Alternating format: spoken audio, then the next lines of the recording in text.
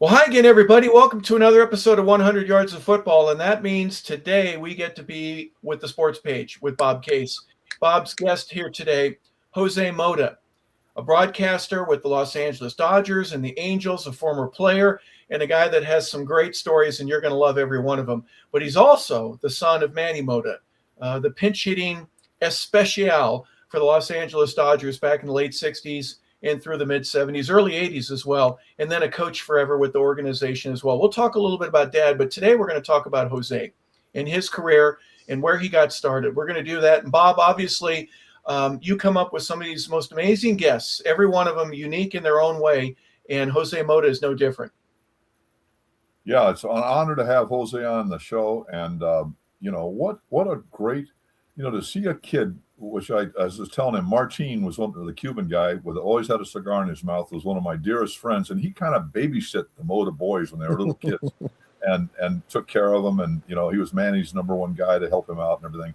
But to see them on the outfield as little kids, I mean, it was unbelievable, to see them running around in Dodger uniforms, him and Andy and his other brother, and it was just, and man, we're going to talk about Jose, the whole broad. I just want to touch on Manny, though. I want to just say Jose's father might be one of the most popular Dodgers in the, forget the Hall of Famers. You know how many people, especially older women and women, they love Manny Mota, Manny Mota, Manny Mota.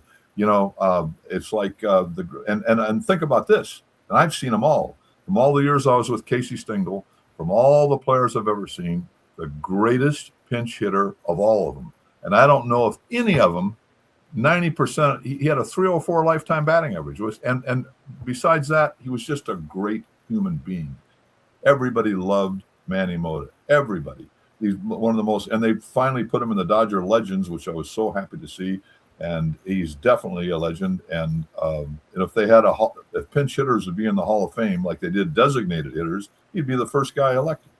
So anyway, I just want to say that. And, I got to tell this one story, and then we're going to get on Jose. This is one of the funniest stories ever regarding your dad. Okay, I'm sitting down in the dugout, and it's like 4 p.m. before the gates had opened. And Davey Lopes, who was very crusty, didn't like talking to reporters, came over and sat down next to me, and we're talking. And some reporter came up to him and said, "Davey, can I have a minute of your time?" And I was shocked. Davey said, "Sure." So Davey talked to the guy for like a half an hour right next to me, okay, talking about this and talking about that and talking about this. And Davey says, finally, and I was shocked because he usually didn't talk to reporters, Davey Lopes. He was just a competitive guy that didn't like all this stuff. So he gets up and he says, "I got to go to work now." And I was the only guy to witness this. It was hilarious. And the reporter said, "Can I ask you one more question?" And Davey says, "Sure. How does it feel to have a league named after you?" And Davey said, "There's no league named after me." He says, "The Manny Mota League." Davey went nuts. Oh. He said, the guy was interviewing him. This is how stupid these reporters are. The guy was interviewing him for a half an hour and thought it was Manny Mota. I would laugh my head off. Oh, my God. He wouldn't usually do long interviews, and that was really hilarious. Oh, Anyway, wow. I want to hear Jose, have you ever interviewed the wrong guy? I better not. Well, I wouldn't be talking to you guys right now. What I do get a lot of is, and I know I'm so glad to be joining you guys here right now, and quite happy that we made this happen. What I do get a lot of sometimes is people that do see me and go, hey, Manny. And they're like, wait, no. I go, "It's Jose. That's fine. You can call me Manny all you want because my middle name is Manuel." So I'm like, I'm fine. Yes, but it is. I know where they're coming from. It's very sweet that they, as Bob mentioned, what memories I have of my father and through the years with his days back with the Giants and the Pirates and the Expos briefly, but the Dodgers overall have pretty much surrounded our family and our world pretty much in our lives, Los Angeles. Yeah, Manny lived in Glendale for a while, but it's just been just great watching you grow up and have the success as a bilingual broadcaster is just amazing, and you do it so eloquently with everybody. I have that Dodger channel Spectrum, so I see you all the time. Well, I appreciate that. And that's the thing about being in Los Angeles, and Bob, I mentioned this recently over in the SoCal Broadcasters Luncheon that, I feel so fortunate, so honored because my dad made a career here in Los Angeles. So I got introduced to all these Hall of Famers in the broadcast world, Hall of Famers in the baseball world. So Stu Nahan and I mean, A Jim hockey Hill player. and Fred Rogan. I mean, I did my internship myself when I was in college in professional baseball with Fred Rogan. And on top of that, Ed Arnold himself, who was a legend and really embraced me. And so many of these guys that I got to, meet early that I was knocking on doors at a very early age to say, hey, you know what? If baseball allows me to, and I can transition from playing to something else, I wanted to be broadcasting, and those doors were right there wide open because it was Los Angeles, dynamic city, multi-ethnic city, intergenerational city, and then on top of that, with the Hispanic influence, it has allowed me more opportunities. And I say that, with a lot of pride only because I know that for many years and in so many sports and parts of life, even the news, the Hispanics have felt underserved and underrepresented in many ways. So I really took it to stride in reality to say, you know what, my responsibility is to make it a little bit easier for the Hispanic fans to feel more tied to a team, an organization, a player, maybe a play, maybe a development in baseball and in sports. So let's do that and make it much easier for them too. And at the same time, in my relationship with the Latin Hispanic players, Hispanic media, and the community, bring that to the other side. So they understand a little bit more about what the Latins go through, knowing that the Latins have to go through a lot to get to this point. And Bob, Harper, very well. I mean, the 50s, man, my dad and Felipe Alou and Juan Marichal and those guys in the South, not easy at all to survive that. So I've had this schooling, right, in inner spirit of knowing that all these things come together. And if God put me here for a reason, you know what? Let's go out there and serve. And I do it with a lot of pride and certainly very happy to do so and connect so many people. So they feel a connection with either the Dodgers or the Angels or MLB, or if I'm on MLB Network, same thing. I'm representing all of them at the same time. I don't want to identify with just one segment, one demographic, knowing that this world's a melting pot. I'm a proud immigrant, and I know who I represent, but at the same time is I know what it took for me to fit exactly where I am. You bring up a really interesting point, Jose, and you mentioned Los Angeles as well. I mean, what better town other than maybe New York City because of the two teams that they have as well and the large, mostly Cuban or Puerto Rican audience. But with let's just be honest, soccer is the world sport. But baseball, especially in the Hispanic and Spanish community, is right up there with it. And for Los Angeles to have Jaime Herrán, for example, and you getting to work with him and having an entire network devoted to the Spanish-speaking audience, and you being a part of that, being able to be bilingual and do both, what a great advantage for you. Plus, it didn't hurt having the last name Mota and being a player yourself. So you had a lot of different storms coming together to create this gigantic, overwhelming surge for you, in my opinion, to be able to step in, and as long as you're good and you're qualified, for you to be productive and obviously have a great career now. True. And then all that goes time to education. And to me, the biggest push for me was from my parents, not about baseball, but education. And then I met my wife, who went to USC, graduated from USC herself, and she is into education. So I've always had this drive of being a good ball player, always working my tail off to be the best I could be every single day. But then in the back of my mind, and not so much in the back of my mind, but very prevalent in my mind and in my goals was to make sure I had some balance. It was not just all baseball, but I wanted something else besides baseball. And inside of baseball, then as I mentioned, I had the opportunity to knock on those doors and sit with Vince Skelly when I was 5, 6, 7 years old. Up until I was a teenager, I was visiting that booth. Not just visiting the booth with Vinny, Jerry Doggett, and Ross Porter, and Marty Brenneman, who came by here, and Harry Carey, all these guys, Joe Garagiola and Tony Kubik, but Jaime and Rudy Hoyos and Rene Cardenas, all of them, I had a chance to grow up. That was my university. And along with me, keep this in mind, and you know very well about being in Dodger Stadium, Darren Sutton, who became one of my partners with the Angels as a broadcaster, a fabulous broadcaster himself, and Ryan Lefevre. We all, from that schooling and that generation of Dodger kids, became major league broadcasters. Thank God for that opportunity, and thank God that we found ourselves. But we also had parents and relatives in that environment around the Dodger family that pushed us to be more than just Dodger kids. I always said, Harper, I've always said, Jose has a niche. Now think about this. How many guys played in the big leagues or in the encyclopedia, as Casey Stengel used to say? He's in the encyclopedia. Yep. Played in the big leagues, announced, and are bilingual in a city like LA. I mean, that is what a gift. And that, and he does it great. He speaks I always told Tony Oliva, I said, Tony, the first time I met you, you spoke one word of English. That was 1965.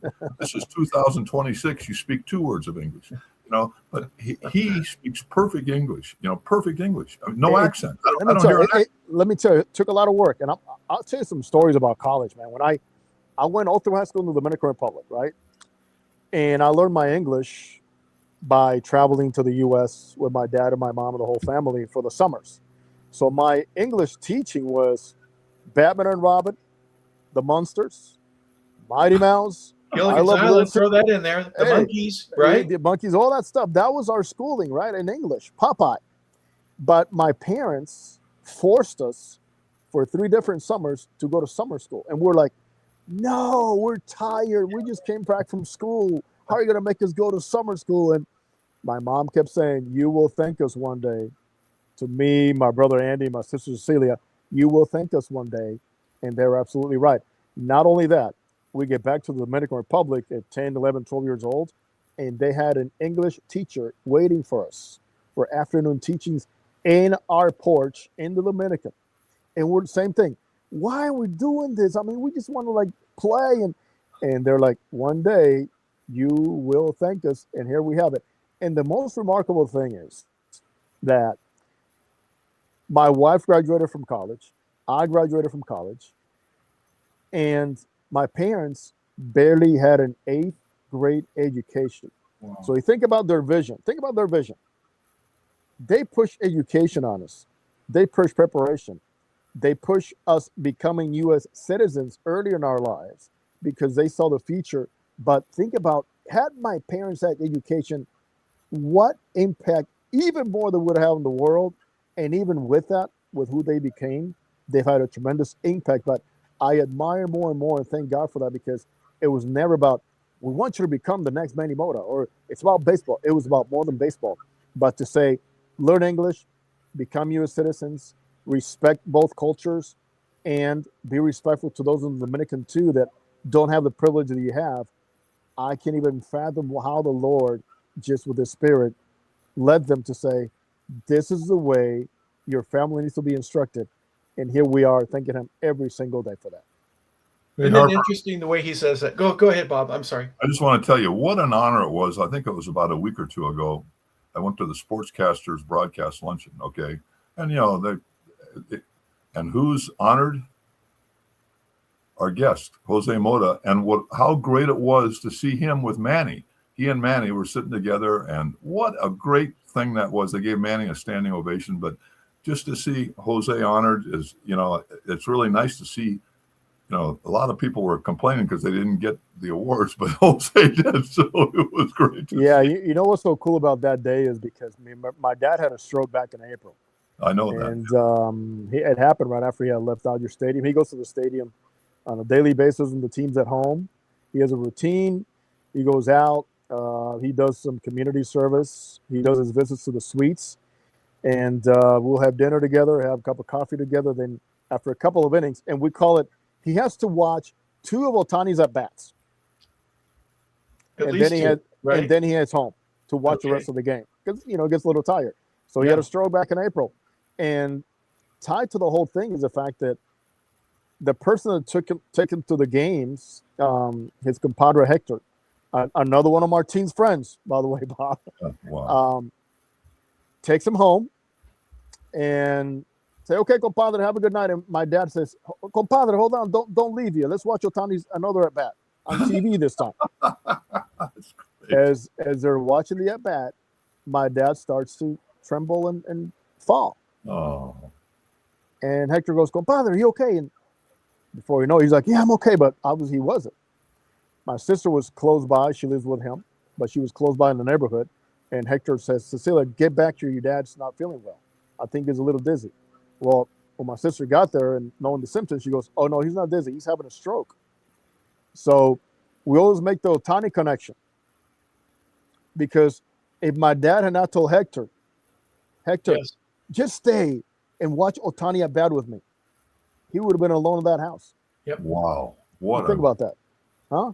That's Yep. Martine coming down. Martine coming down. But making the connection with that is the fact that, Wow. he is very active. He's about 95% recovered right now. Oh, yeah. He's still active in helping people in the Dominican, helping people here, making his rounds, talking to everybody, going to the stadium. But yeah, it's a day that I'm not going to forget. But thank God he's recovered quite nicely. And one thing he did is, thankful for all the people at Glendale Adventist, a brain trauma center, by the way, just minutes away from the house. He gets treated by the best. They know exactly what to do to get that clot out. But he attacked his rehab the way he attacked any baseball drill. It was a drive to survive and to be well again that I'm like, at 87 years old, just the drive to live. And I kept saying, and we're taking her therapy along with my sister and my brothers. And if I was there in therapy with them by myself, I go, well, you coach a lot of people, Dad, through your years. Now they're coaching you. So when they say one more, as you used to tell players, one more flip, one more hit off the tee, now it's your turn. And you know what? He faced that graciously, hands on, face on, and thankfully he's doing quite well. I'm going to say something, Harper. Of all the players, Manny's actually taught me a little bit about Dominican history. I said a lot of people thought Manny was the first Dominican to make the big leagues. No, it was Ozzie Virgil, which I didn't even know. Manny told me Ozzie Virgil, that's right. Yeah, I think he was the seventh, as I recall. But what I want to tell you now, think of the Hall of Famers: Juan Marichal, Pedro Martinez. You can just go on and on and on. Luis Pujols, all these guys, Albert Pujols. But I guarantee you, Manny Mota is the biggest rock star in the Dominican than any of the Hall of Famers. And he wouldn't tell you that, but I can tell you that, because he is just a god over there. He's a god. I used to call him the Pied Piper. There'd be all these kids following him around everywhere. He went over there, and he would help out the kids and get them shoes and cleats and stuff. And he was always for the Dominican, and I just love that about him, because he is, like, to me, the face of the Dominican Republic. I just want to show you this one thing. And there's a friend of mine. This shows you how. Her name is Marlene Schuberg. She's my trainer's sister. She adores Manny Mota. And I put her on the phone with him one time, and I had Manny sign a photo for her. Now listen to this. This woman has been around for years. Watch all the Dodgers. This is what she had on the World Series. I want to show you this. Look at this. This is the World Series. Now, do you see the picture of Manny? He said she had the picture when she watched the World Series. She had Manny Mota's photo there the whole time, and she says that's why the Dodgers won, because Manny Mota's photo was next to the TV set. Now, what does that tell you about how people love this guy? No, he's beloved, and there's no doubt. You brought up the SoCal Broadcasters Luncheon, and it was very special to me. And I went back to the story about his stroke because I'm like, I got to take my dad to one of these. He'd never been to one of them. And the thing is, too, that, through a lot of years, he was actually a contributor to the Dodger broadcast in Spanish with Jaime and to Rene, doing interviews in the dugout and bring them up and so forth. So I'm like, Dad, I want you to come with me. Oh, what a great picture. To see this luncheon and be a part of it. And I'll tell you what, before I get into the picture, when the Dodgers received that award, okay, there was an award for a team, okay, and there was impromptu, not prepared, not scripted. But when they announced the team award of the Broadcasters Luncheon, they say Los Angeles Dodgers for their accomplishment, and they're like, who's going to receive it? Everybody pointed to my dad. And like, Manny, you are the Dodgers. You go get that. He's like, I'm just Jose's guest. I'll go, everybody wants you to do it. And he was a little, hesitant to go do it, but he did it. And I'm like, well, if that's not respect, because everybody in every table when they said who's going to go out and receive this plaque, the award, Wow. people said Manny. And there it was. Then when they called my name, obviously it was pretty emotional because my dad had never gone to one of these before, as I mentioned. But then to see him do it and not know how proud he is and how much he helped me to, stay on top of things and make sure. He's like, hey, you're going to be a broadcaster. Make sure that day when you're on, you're the best there is. There's nobody better than you. And that is your thinking. You're not going to go out there and boast about it, but that is your mentality, that you're so prepared and you're going to be able to connect so many dots for people to watch and listen to a game that for you, you are number one. He goes, just as I used to tell myself in the batter's box, when I was in the batter's box and I was facing J.R. Richard and Tom Seaver or Bob Gibson and Steve Carlton, I knew that in the batter's box, I was the best hitter in the world. That was his mentality. He goes, I want you to keep that and take it to the broadcast booth. And thankfully, so far, I think it's worked pretty good. Absolutely. We mentioned the picture here a moment ago. Please go ahead. This picture is so cool because this is at Angel Stadium, of all places, right? I'm doing games in Spanish on TV with Jose Tolentino, with Amaury P. Gonzalez, and the Dodgers happen to be coming to an interleague game, Freeway Series. And I'm like, Dad, I talked to the Angels, and today for a couple of innings, it's going to be me and you in the booth. He's like, what? And look at the colors, right? It's not like we talked about which colors we're going to wear. We show up and look what we're wearing, both of us. Dodger blue. Is that crazy? Oops. That's so great. This picture here is a special for CBS, for Jill Painter Lopez for Father's Day. My first year with the Dodgers, knowing that, wow, I'm here now with the Dodgers. Like after so many years being a kid with the Dodgers, being a bat boy, being a ball boy, working in the clubhouse and all those things. Now here I am as a Dodger, which is still to me, I pinch myself once in a while going, this is really happening. Talk a little bit about what no kid in the world would want to have anything more than to be on the field during batting practice, and you got to do it almost every day. You're born in 1965, so I'm assuming that about the time you're 5 or 6, maybe 7, so the early 1970s. And this is when the Dodger and the organization was really making a change. It went from being a little bit older and having some gray hairs to having some younger players, with the exception of your dad, right? Your dad was one of those cagey old veterans, if you don't mind me saying so. Were you there with Walter Alston and then with Tommy Lasorda both? Or you remember being young enough to be able to be out on the field for both? I remember. 69. You were on the field in 69, weren't you? 69. Oh, yes. I mean, I was 4 years old. And in fact, let me go back. I still remember, believe it or not, Pittsburgh. And that was between 63 and 68.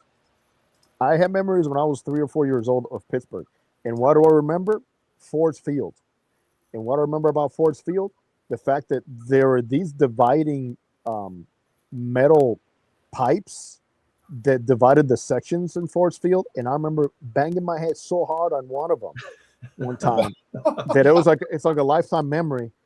And I'm like, oh my God, we're like crawling under, doing things we're not supposed to do.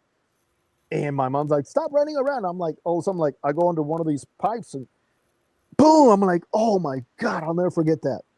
So that was a memory from between 63 and 68. I also remember in 1969, when my dad was in Montreal, the fact that he drove a Corvair. You guys remember those? Oh, yep. Wow. Well, the Corvairs had the engine in the back. In the back, yeah. And they were very dangerous and they overheated. Well, it was only a 2-seater. And somehow, me and my brother Andy were always in the back there in the heat.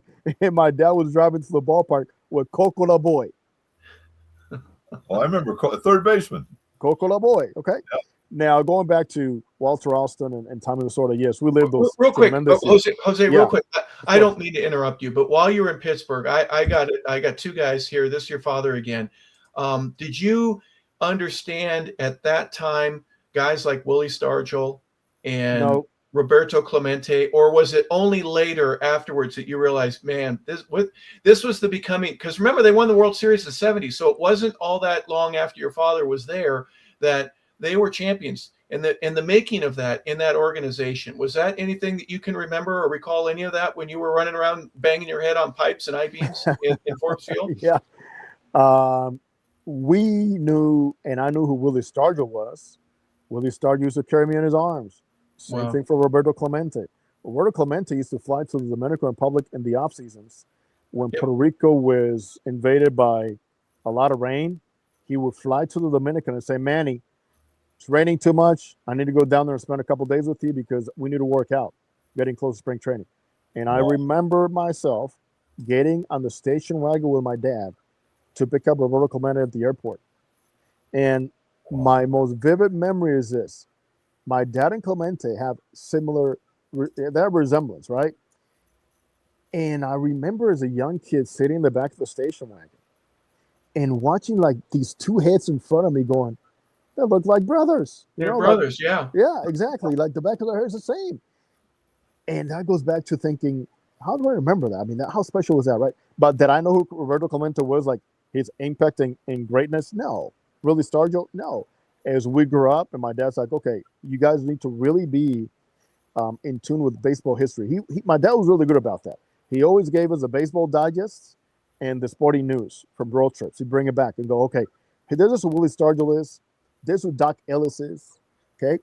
This is who Al McBean is. This is who Danny Murtaugh is. Manny Sanguin, Manny Tim Sanguin, Foley, and you keep going. And Joe Price from his days in the minor leagues. He remembers every single one of his minor league coaches, by the way, today. But he always makes sure that Mr. Hank Aaron is showing up today. I want you guys to say hello. We're going to dress you very nice. Take a picture with him. Tom Seaver's coming today. Steve Carlton, Pete Rose, you name it. Time after time, he made sure that we respected the game, understood the history, tied it to what was going on today around that time, but also knowing that we were surrounded by greatness ourselves with the Dodgers, with so many wonderful players. Walter Alston. I have a story of Walter Alston. Those deep blue eyes, man. It's just a quiet, gentle man, strong as an ox, and firm. Okay? And my brother and I, and my brother Andy and I, we would, take batting practice on the field. But the rule was the minute the first major league player hit the field, we're off the field. Okay? Right. Off the field. That was the rule. Yep. There was no Yeah. ifs. It's like, hey, somebody's hitting early, off the field. No That kids. was Yeah. until we turned 14, 15, which we're shagging. But we go in the dugout and we would anxiously wait. And I don't know if you remember this, Bob. Remember there was a Monty Basco who was a bench coach at that time, an infield coach. They had like a school desk type setup or extension in the dugout to write out the lineup. And Tommy used to lean on that. Okay, so on top of that, they used to play the lineup every afternoon. Right. And my brother and I would wait, like, oh, let's watch a lineup today. Who's playing? Who's not? Is dad playing? So one time they put the lineup up, and I look, and Mr. Alston's sitting there, and I go, how come my daddy don't play? I'm like 6 years old. I'm like, I don't even know what I'm asking, right? But I was like, how come my daddy don't play? And he says, son, I need your daddy in the 9th inning. Of course, I can't make that connection, right? Yeah. But it's like, wow, what a lesson. And then with Tommy was instrumental in our upbringing because Tommy was in the Dominican. We were very young. Before Tommy was Tommy was Tommy Lasorda in the Dominican. Huge personality, okay? Winner. But Tommy had Lasorda, he had Pashoric and Garvey and Yeager and all these Dodger greats in Licey in winter ball before they were stars here. So we got to see Tommy at a very early age. When we got to the LA and Tommy became Tommy, it was all the same.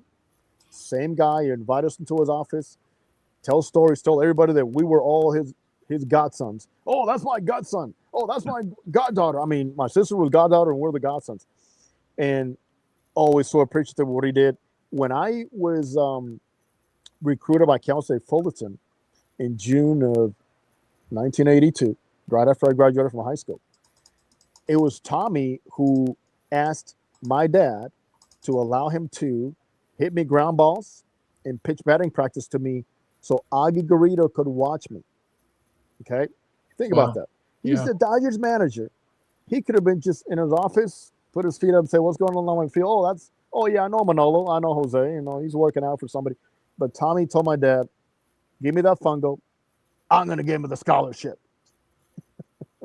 Wow. And it worked out. And there's so many stories tied up to that it's unreal. Talk a little bit about my life's like a novel. It's like a movie, man. Sometimes, you know. Share a little bit about your experience. You're good enough in the Dominican. I want to go back to the Dominican and your father, and especially Roberto Clemente's legacy in terms of helping the people there. But before we do that, if you don't mind, let's just you're a pretty good little player, right? You're a middle infielder, second base. You can play short. You probably play anywhere, but you get into Fullerton. And by the way, Fullerton's a doggone pretty good program, right? You're a part of that. What was that like for you, just being able to fit in and getting yourself your education, which your folks planted the seeds for that earlier, going to class, making sure you did that, and then obviously playing at a level where you want to get to the next level and be able to get into the major leagues? Yeah, I mean, God has put so many people in front of me and so many stones to go out there and step on and to touch. But Augie Garrido was an angel. God placed this angel in my life for a reason. Besides my father, or next to my father, the one man that I spend the most time with, alone, and talking about life in baseball, is Augie Garrido. Rest in peace. He was the one guy that I always tell people that my dad taught me the game. My dad introduced me to the game. My dad got me into the game. Augie Garrido just made me understand the game and apply myself to the game and taught me what the everyday grind was like.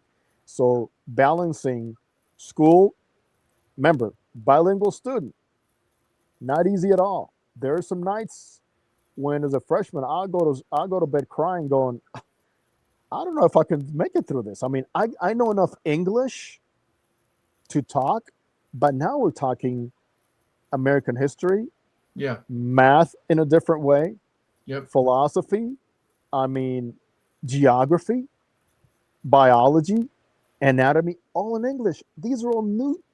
These are just foreign terms to me. Little by little, I got my dictionary, my thesaurus, and my Spanish English, and I said, I got to grind through this because this is what I want to do. I want to be a college player. I want to get drafted. I want to sign. And Augie was instrumental in allowing me also to have balance in life, going, hey, you have to go to school to play. I was pretty much a C student all through high school. I became a better student in college because I knew the drive to play was you have to be eligible and to earn a spot. Nothing was given to me because I was Manny's son. I had to go out there and earn it, and I was happy to do that. I had never been afraid of work. I'm not afraid of work and put the extra time even right now. But I know that with Augie, he taught me the lessons that I needed at that time at 17 years old to ingrain in me what work habits meant, what dedication meant, what seriousness meant, what having fun playing the game meant, and also taking care of your schooling. So you have the balance between baseball also and the education, along with the fact that we were an unknown school in a way. They had won a championship out of the Blues in 1979, and we were called Cal State Disneyland. We were mocked. Yeah. You know why? Because at that time, think about it. Rod Dato is in USC dominating, and UCLA is dominating, right? Oh, so many great schools. All of a sudden, this little school in Orange County is like winning championships and beating Texas and beating Arkansas. What? And here we are. Augie just elevated the expectations, and he made all of us elevate our expectations as players and as people to know that you are here because I want you to become a champion. And I'll never forget the practices, the tongue lashing, I mean, the embarrassment sometimes he put you through to make you grow up, and the challenges that he presented in front of you. Like he told me one fall, he goes, I really think that he can hit 600 in the fall. I'm like, hit what? What's this guy coming out of? What? Hit what? I really think that he can hit 600. I go, tell me why. He goes, number one, you're a great bunter. You can run. I ran 6'5", 6'4", 60s, right? Wow. He goes, you have the baseball instinct. You put the ball where you want it, you make contact. I go, what is that? How does that connect to hitting 600? He goes, think about this. He asked me, he goes, out of every 5 bunts that you put down, can you get 3 to be a base hit? I said, yes. Okay, so if you make contact 5 times, how many times can you get a hit? I go, probably at least 2. He goes, that's close to 600. Add one more bunt, add one more hit, and there you have it. Yep. And it's like your mind starts going in a different direction because of that, right? And he challenged me one year. He goes, towards the middle of that fall, I'm hitting like 450, right? He goes, now I want you to think about something. Do you know what an All-America is? I go, nope. I didn't grow up in high school and watching like Division I or CIF. I didn't know what that was. Yeah. All-Americas, I had no idea. He goes, you can become an All-American. I think you will become. So he goes, I want you to look at All-America history, what I'm talking about. So it's like all the all-stars of college. He challenged me, and thank God I became a 2-time All-America. So it's those things and those lessons I mentioned that just were put in front of me. And then 1984, Augie says all of us, our first meeting of the fall. And he goes, and obviously it was a fall of 83 leading into the 84 season. We get into a classroom before we even take the field. And then written in the board is 1984 national champions. We walk in there and we're like, wow. Okay. The previous year we got eliminated in the regionals in Arizona State by Barry Bonds and Audrey McDowell. He walks in there, he goes, I want you everybody to see that because that's what we're aiming for. Wow. And it's those things, man. He goes, treat yourself like a champion, dress like a champion, go to school like a champion, be in class like a champion, and be a leader. Be a leader. And all those things get ingrained in you so deeply that you never forget. Never forget. In fact, after I became a broadcaster, even after my brief stop in the big leagues, Augie would get together and go to lunch. And I said, Augie, you would not even imagine the things that I still apply that I learned from you that I can still apply to the broadcast side of analyzing the game or calling the game because of the things that you taught me to look for that make it more enriching. Hey, Jose, was Tim Wallach there when you were there or before you? He was right before me. He has set up every home run record there was to be. Yeah. Stud. Hey, I want to ask you, Jose, is that your 2024 World Series ring you have? Yes, it is. It's 24. Do you think it's big? Let me ask you, is it big enough? My God, it's gorgeous. This is actually the smaller version. Wow. There's a bigger one. Yeah. You're going to get one this year, right? We're proud. Yes, sir. Yes, sir. We're very proud of the players. I always say the players did that for us, so we take it. It sounds like Augie did a great job of planting seeds, not only in your mind, but throughout the other members of the team. And if received, which it obviously was received by you, you're still talking about it today. It can be such a difference maker. We'll talk a little bit about the development of men and how important it is for the right coach to be in the right place at the right time. I've always said there are certain coaches that I don't know if they care about me, so I don't want them to yell at me. I don't react the same. But if I know you care, if I know that you want to develop and stretch and ask for more out of your players, you have the right to do that if they know that you care, you love, you want to take care of these guys, you want to help them get to the next level. There's you don't like being yelled at, but there's a permission you kind of give as a player when you know this guy's wanting you to be better, where you allow for it to happen. You don't like it, but you allow for it. Is that anything like what the experience was for you? 100%, because I grew up in a house where my dad didn't yell. My dad demanded that we behave correctly, took care of our mom when she was alone, that we were responsible, we did the right things in school and out of school, that we did the right things playing for the Mota League, representing him. He demanded those things, but he demanded it in a different way, by talking to you one-on-one, sometimes talking as a group, but my dad was not a yeller. He used to raise his voice once in a while. He raised his voice, but never heard my dad curse ever at our house, ever, wow. ever in our house. Then you get into a situation, as you mentioned, you go to a coach, and it's like, it's not dad anymore. It's like, how am I going to get to this kid? How am I going to get to and reach somebody deeply that I know there's a lot of talent in? And,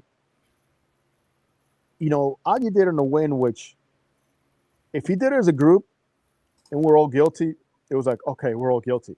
But when he pointed out to you, you took that so personal because you would get to the point where you know that you messed up. You messed up, and there's no excuse. I don't think there's ever excuses made by our players about not making a play, making a mistake. He addressed them in a way in which you knew you messed up so badly that you wanted to go out there at midnight and take more ground balls, or make a better decision in base running. So there's a way in which coaches can get to somebody. And I always say this. What I learned the most was the guys that complain the most about Augie's getting on me, they found their way out. Know what I mean? You guys have been through that. They found their way out of the system by going back to a cozy household where everything was okay. Well, everything was not okay because as I mentioned to you, in the Dominican Republic, growing up with Jesuits and being smacked and being spanked in front of people, or getting your ear pulled out, or getting kicked out of the room for misbehaving, it was nothing. And you're wrong, and your parents will always back up the teacher. So I knew that I couldn't go to my dad and go, my God, Augie's yelling at me. Because he's going to go, what did you do? And you start just getting that inside of you and then asking yourself, and through reading and praying and talking to other people, going like, so is he picking on you, or does he really like you that much that he really wants you to succeed? And I decided to take that route. He cared about me so much that he would pick on me and nitpick and this and that because he really wanted me to succeed, because he saw some things in me, and greatness perhaps, that other people didn't. But then he showed the ultimate respect. And I remember that moment too. In my junior year, we're having a game in the fall, and we have so many signs. We had a sign for show bunt fake, show bunt steal, everything. We had 15 different signs, and we all knew them because we had to recite them and practice them every single day in the fall. But there's a situation that came up in the fall, late in the fall, as we're grinding down, getting into Christmas season, and we're playing Cerritos, Orange Coast, Golden West. These were always tough matches. Fullerton, Right. JC, Yep. man. And if we lost from those guys, let me tell you that there's going to be some running. There's going to be some running after practice, and we didn't want that, right? Right. We're the Titans, man. And he's arguing, you're the Titans. All these kids want to be Titans. You need to stop them by winning. They want your jobs. And I was like, hey, wait a minute. They want my job? Yes, they want your jobs. So there's all this motivation created by him. And he comes to me in first and second, nobody out.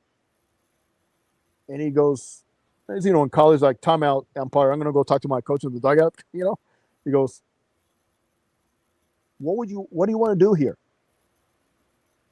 I'm like, what? I thought he's coming to go, hey, you're going to bunt. He goes, what would you want to do here?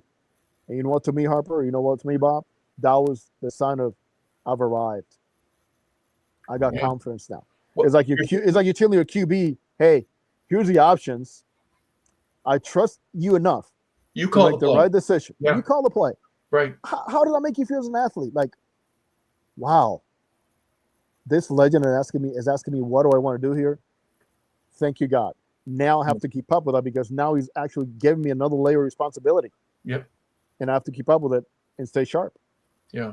Absolutely. Instead of just getting a hit, I want to hit the wall off the. I want to bring in 2 RBIs. I want a ball off the wall, right? Or I want to do that. Yeah, being very, very specific with your answer, because you know him well enough to be. You're not going to give. I don't know. You can't say I don't know. Nope. You better know what you're doing when you go up there.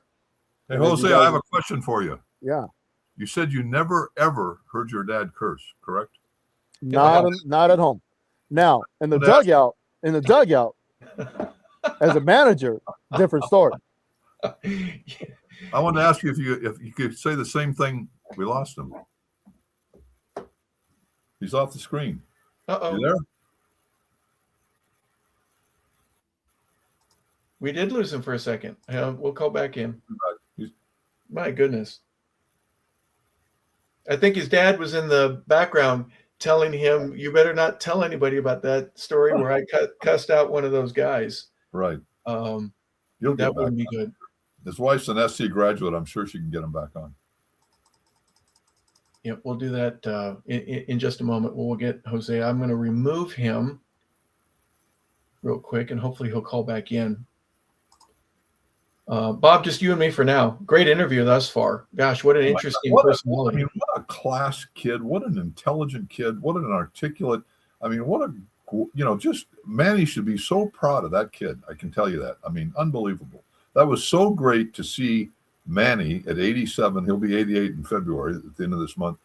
To see him at the broadcasters luncheon and see his son get the award for bilingual broadcasting, it was just tremendous. Yeah, I agree. And then the story, obviously, where Manny accepts the award for the Los Angeles Dodgers, and everybody just goes nuts, right? Oh, I know. Who else?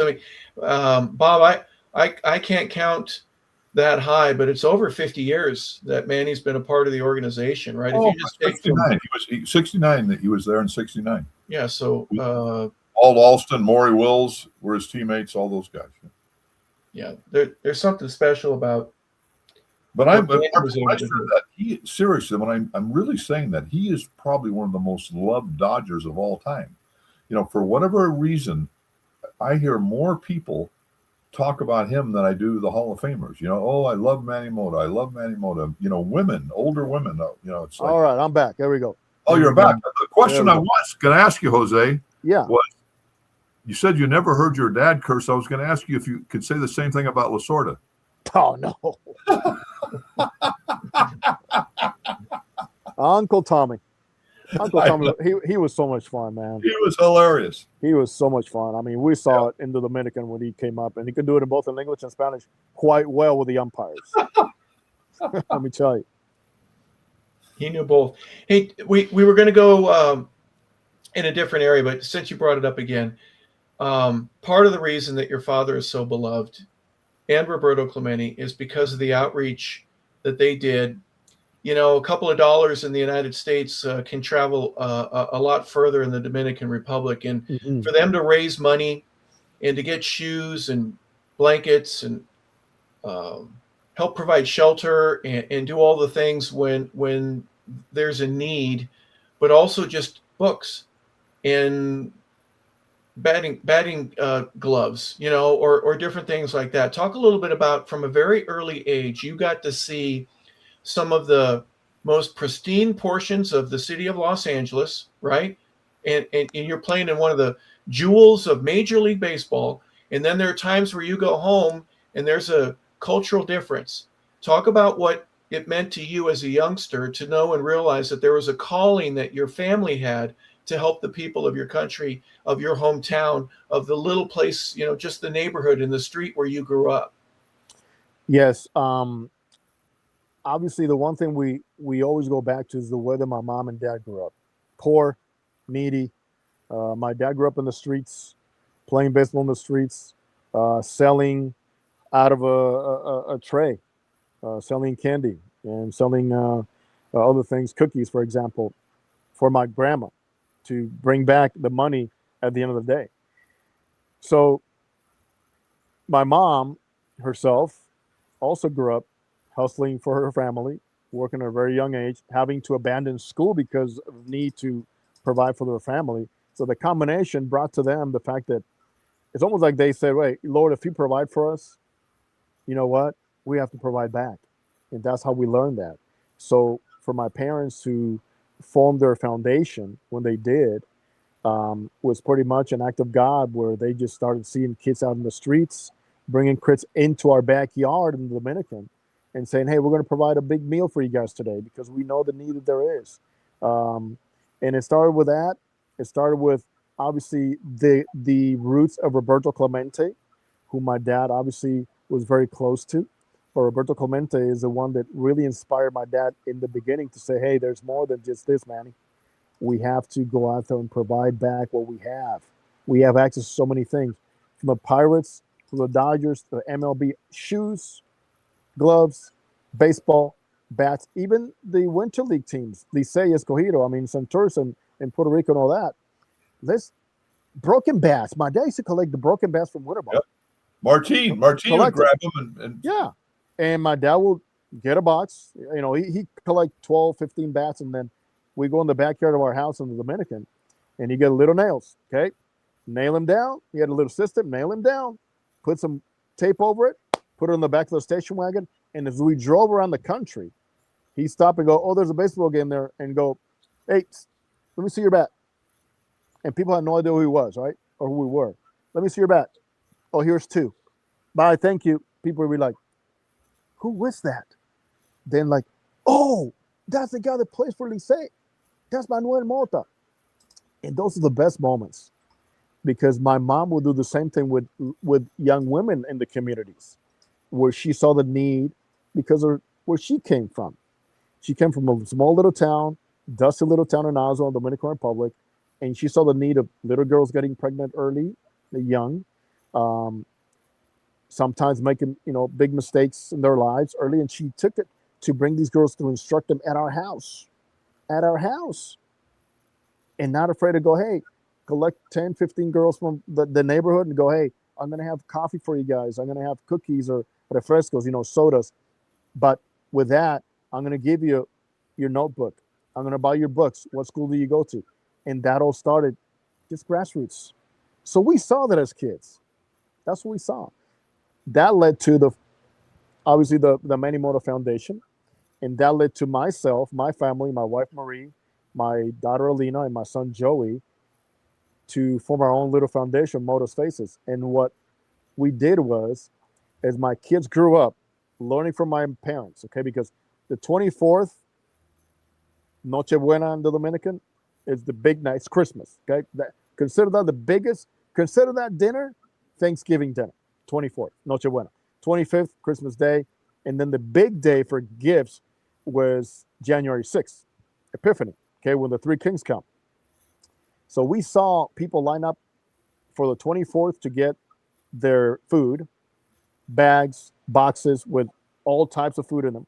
And then on the 6th, to get their toys. The little kids will line up at 3, 4 in the morning to get their toys and bicycles and things like that.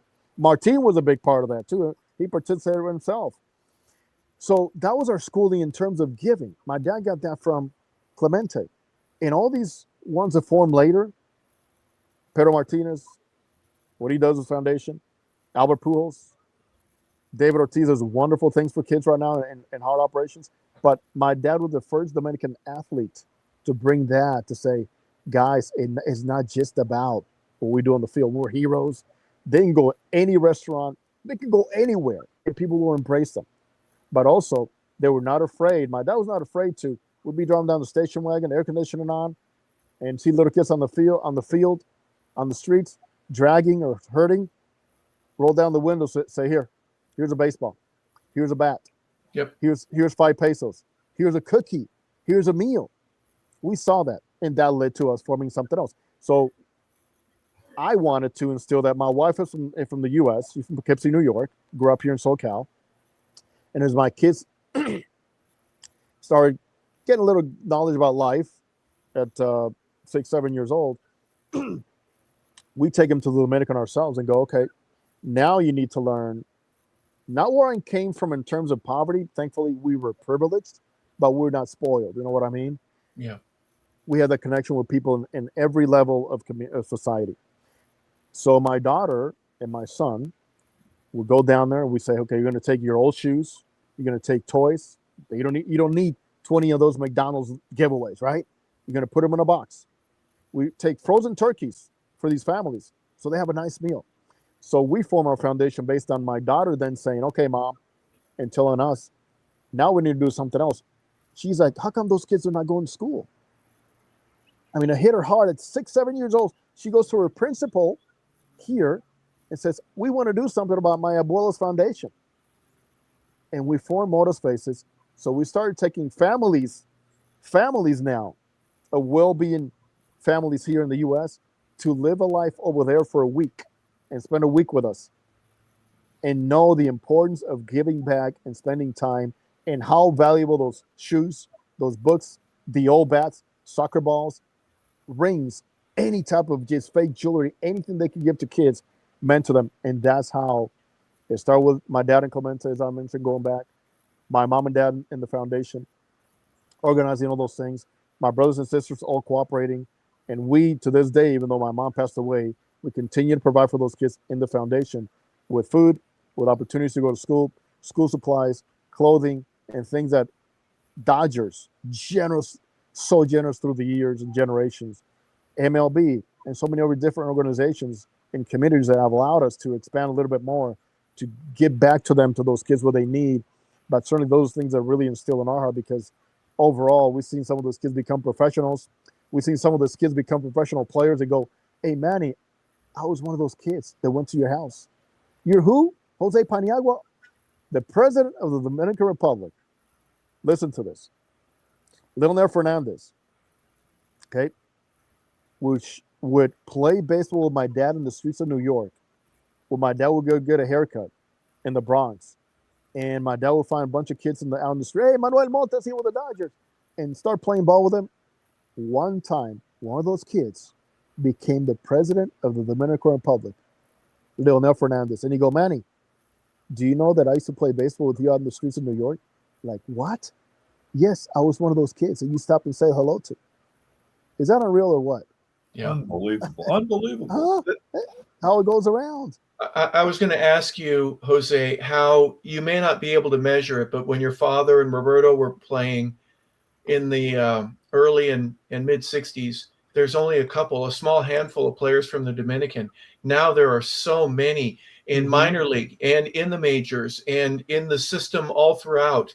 And to see the growth of the game itself is wonderful, but to see the growth individually of people that had some sort of a touch with the Mota family, obviously it doesn't get much better than that, does it? It's pretty unique. Something that was done when I was a little kid has helped raise presidents and other players that have been able to be beneficiaries of that. You know, God. Here's the latest one too. And beyond that, the Manny Mota Little League. The Alou brothers all went through there. Junior Noboa, Jose Rijo went through there, and so many other players. Moises Alou and company. But the most recent one, and this is a pretty neat story. Everybody knows who Juan Soto is, right? Yep. Juan Soto. Yep. Two-time MVP. Yeah, the guy with the biggest contract in sports history. Well, Juan Soto's father, about 3 years ago, as Juan Soto's coming into the limelight and this and that, 6-7 years ago. But about 3 years ago, he goes, Manny, you still owe me a bike. My dad's like, I owe you a bike. He goes, Manny, I used to come to your house. Juan Soto's father. I used to come to your house. And I could never get that bike. Seems like whenever I got to the end of the line, the bikes were gone. But he goes, I was one of those kids, Manny. Amazing. Unbelievable. Well, I hope he gets a 5-speed or maybe a 10-speed now for an older man that produces one of the finest athletes in the country. And really the message is you just never know, man, who you're going to touch, when, what. So don't differentiate between, well-being and social status, and nowadays with social media and so many things and influencers, but just be yourself, allow God to use you, because you just never know. I mean, it's happened to me already in my modest baseball career that I had, where I'd have a big league player come to me and go, Jose, come here. Do you know that I was watching TV and watching the Angels pre- and post-game show? And he said something addressing high school players or young players that I told my dad, what that guy just said, I want to do it. And look who I am right now. And they stopped me for this. Nolan Arenado's grandmother, who has no business liking me or not liking me, but they're from Orange County. Okay. One time she stops me after one of the Angels live shows, and hi, my name's Marta. Hi, what's your last name? Arenado. Hey, okay, I know a lot of Arenados. She goes, no, I'm Nolan's grandmother, and I really wanted to meet you. And I'm like, you asking yourself, like, why? I mean, your grandsons are super. He goes, no, I want to say thank you for what you do and the way that you speak to all of us, because she goes, you not only address the analytics of the baseball side, I appreciate that you address us, the grandmas of those kids that were brought up in our world, bilingual, a lot of Mexican descent, but the you value so much and you tell their story. I'm like, Nolan, when I saw them, I'm Nolan, your grandma stopped me to take a picture with me. I'm like, I'm a nobody, dude. He's like, Jose, the impact you have with whatever show she watched, she talks about it. And Yeah. she had me a ton of baseball. I'm like, wow, I'm not in that company, but as I said, you just never know. Stay humble, be prepared, do your work, do your homework. And I tell kids every time I go to any speaking engagement, I go, you see this notebook I have here full of notes? I go, kids, homework never stops. No, I go, it never stops. Yep. They don't want to hear that, but No, it's true. It's it never true. stops. You got to Yeah. prepare. You got to prepare. You got to separate yourself from the average. Nothing against anybody, but I know one thing. In my mind, I didn't want to be average. And the times when I see myself as average, I got to push myself to be a little bit better. Yeah. Well, speaking of that, let's talk a little bit about your playing days, if you don't mind. I've got a couple picks from you with the Las Vegas Stars in that ugly Padre Brown. All right, but you're in the organization. You were drafted a couple of times. I think initially was the White Sox, and then what, the Rangers, the Dodgers, the Athletics. Right, there's a couple teams went that through. had. Go ahead. Yeah, I got drafted out of Fullerton the second round and by the White Sox. Very soon that December, I got traded to the Texas Rangers. I went to play for Bobby Valentine. Dodger Clubhouse. You know what I mean? It's like, what? Yeah. Here we go again. The connections, right? Yep. Joe Ferguson's one of his coaches. Charlie Huff is in that team as a senior player. Grew up with Charlie Huff also. So the world's going around. Even though I had some long years on the minors, 12 years. I got very limited time in the big leagues. I treasure every single stop, every single struggle that I went through. As other even scouts have told me, Jose, you were overlooked so many times. We saw you play. My job as a middle infielder was catch a baseball, bunt, run, make the plays. You hit 250, 260, steal some bases. That's your job. Things have changed now, but I'm quite thankful for all the teachers I had in baseball. But even with me not getting established in the big leagues, and I had two little stops with the Padres and with the Royals, I still would not trade my life for a longer big league career because of what I'm doing right now and how much God has blessed me. And believe me, I run to people like, what? Didn't you want to have like a 15-year major league career? Of course I did. But God had other plans. And if I had not retired when I did, all these opportunities were going to pass me by. But I also had an education to base myself on to go, I'm done playing at 32. I've had enough. It's time to start something new. And thankfully, that was exactly the year, 1997, when Fox Sports started doing their Spanish broadcasts, which led to me doing 5 years there, NFL, and then the Angels calling because I already had the little foundation of calling big league baseball. And a guy named Preston Gomez was influential, along with a guy named Tim Meade, one of the best souls in the game and in this world, to go, Jose, even though you're a Dodger kid, we want you here with the Angels. Get your foot in the door because we do see you as somebody that can do broadcasting in Spanish and in English. And that was always the drive for my wife. My wife was very instrumental to say, we don't want to limit you to just do Spanish because there's so many people that you're not going to serve. They want to know your story, but also on the English side. And thankfully with the Angels, with Fox, MLB Network, ESPN, and all these outlets, I've been able to do bilingual broadcasting. Now with the Dodgers, it's a whole new story because the Dodgers are the premier organization in sports and also the one organization, if you think about it, that since the inception of Spanish broadcasts have never allowed it to disappear. Yeah. Yeah. Hey, when you're with the Angels, did they supply you with the new suit when somebody's spilling Gatorade and you get it spilled on? I actually I had a couple players offer me like, oh, can I do the dry cleaning? I'm like, no, dude, you know what? If I was in that situation, it's because something good happened. So no worry whatsoever. Yeah. Remember Howie Kendrick is like, Jose, man, I'm so sorry.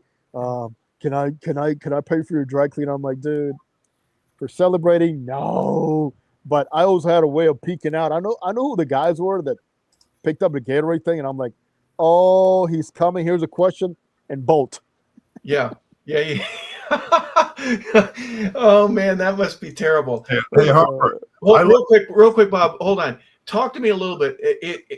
I got to see him. My brother has tickets here in Atlanta through his work, and I'm in row 2, right behind the on deck circle when Albert was ending his career with the Dodgers. That's a big dude, right? Albert Pujols is a big, thick, waist up guy, man. What a strong dude. I found this and I wanted to make sure. I just wanted to ask you about, being around him every day while you were with the Angels. One of my best friends in the game, a true man of God. Let me tell you, Albert Pujols is a guy that I saw, even through his struggles with the Angels and his successes, a man that never backed off of his word, dedicated to his craft, to the family, to community, and a man that loved the game, knows the game. He's going to be managing the Dominican WBC team.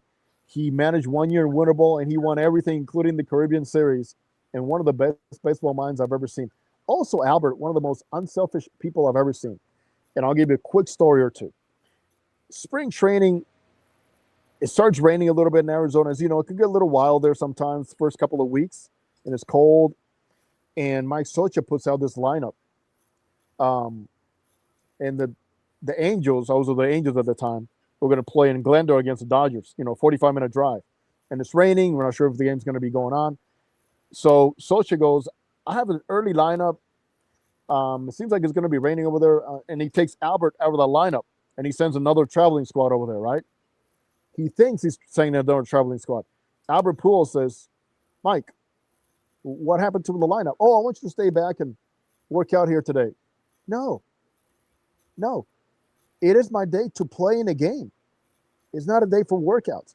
I'm in spring training. Put me back in the lineup. When he did that, about 4 more guys said, if Albert's going, I'm going too. Yep.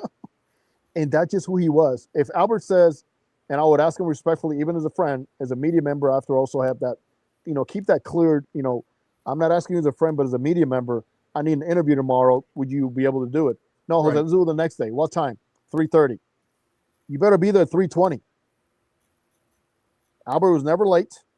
And if he's at 3:30, it meant 3:20. Okay. Let me tell you. Yes. In terms of his game, never interfere with his workouts, with his interactions with his teammates. Albert was a lot of fun in the clubhouse. And Albert, too, another story is there was a day in which later in August, Angels were out of it. There's a Sunday game.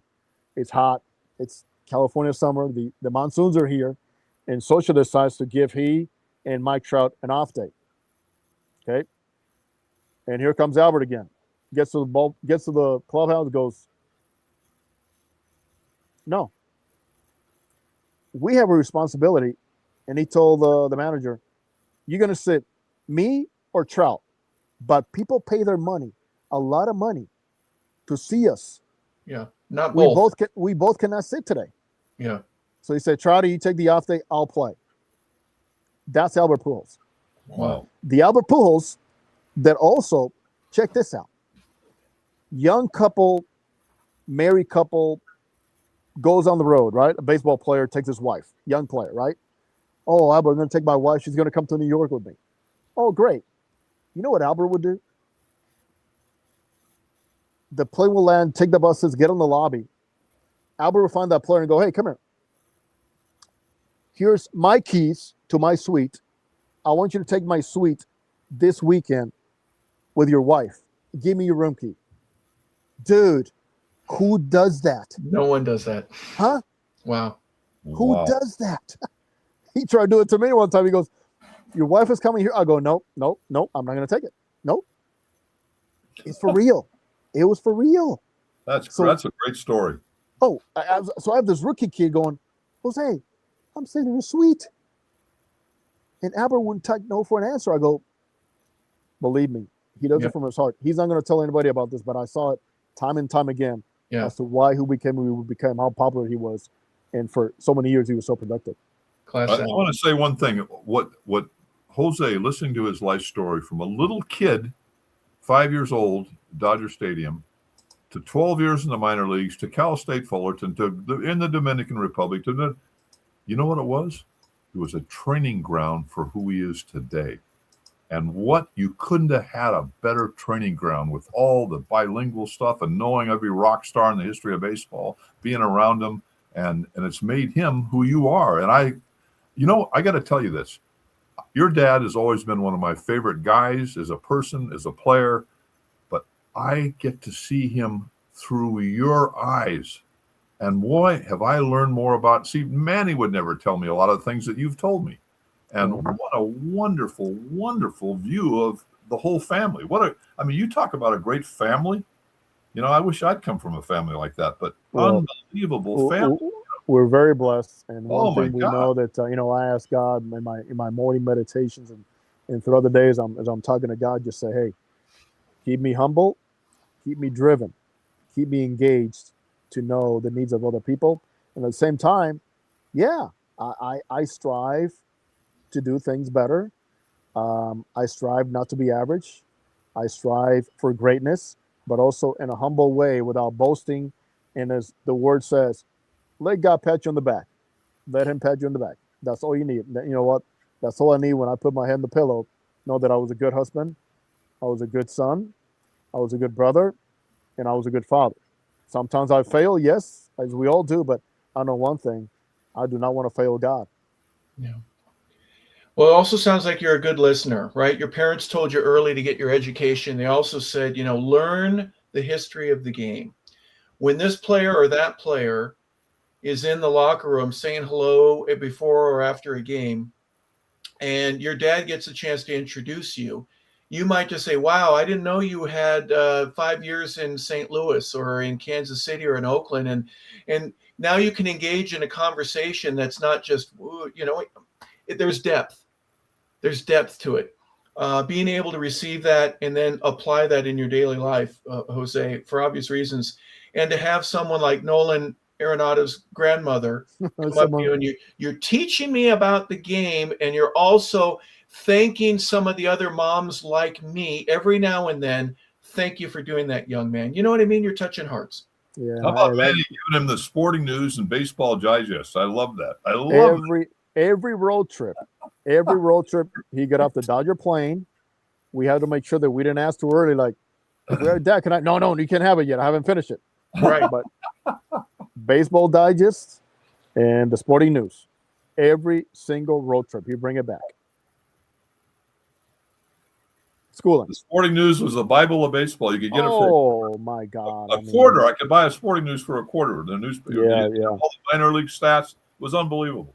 Thank you, guys. I really appreciate it. I got my next thing coming up here soon, but what a thrill. I enjoy telling the stories because even though I'm on social media, I tell people, like, if I didn't have this job, I wouldn't be on social media.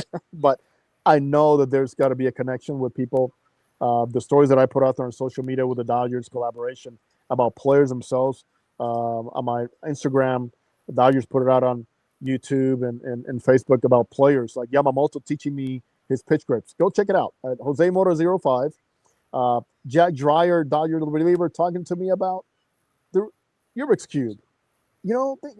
Andy Pajes, center fielder who made that spectacular play in the World Series, telling me about the first bat that he ever had. His dad made it in Cuba. Oh, wow. And now I go, look, I'm holding your bat now. Custom made bat. He goes, but still, man, my favorite bat, the one my dad made for me in Cuba. So all those things I do try to bring through social media, just because it matters a lot to keep that connection. Because now, as you know, you are your own broadcaster, but I think it's overall to me just the connection with people to know that we're there for them and that we learn from them, we listen to them, and obviously, as Audie Moreno, Angels owner, told me one year, he goes, it seems like every year you got to be rounding the base a little bit more. Right now, guys, I'm 60 years old, so I feel like I'm probably coming around second base right now on my way home.